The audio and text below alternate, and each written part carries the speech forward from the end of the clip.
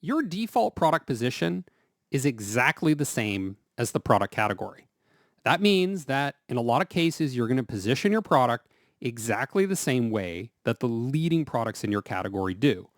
Now, I'm not saying that's always the case. I'm just saying that's the starting point. That's the baseline. If you have a good reason why you should position your product differently, maybe it's fundamentally new technology, something like that, then by all means go ahead. So why is product category positioning the default? Well, the reason is that where competition really happens is at the level of the product category, which means that even the smallest, tiniest little company is competing with really large products, really large businesses, and medium-sized businesses as well.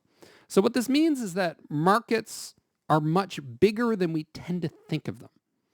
Now, what product marketers like to do is they like to break up the market into these tiny little niches, these tiny little segments.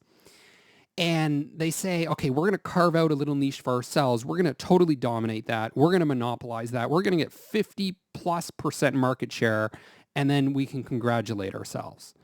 But in the real world, that's not how customers behave. They don't break themselves into these tiny little segments.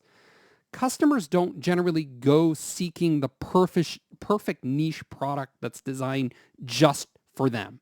If that were the case, customized solutions would totally dominate. And we see in a lot of markets that people would rather buy the off-the-shelf solution than a custom-built one, just as an example. What customers tend to do is go with the default choice for any given product category. Or they choose from a roster of a handful of different default options. So the leading products in that category, the products that they most know.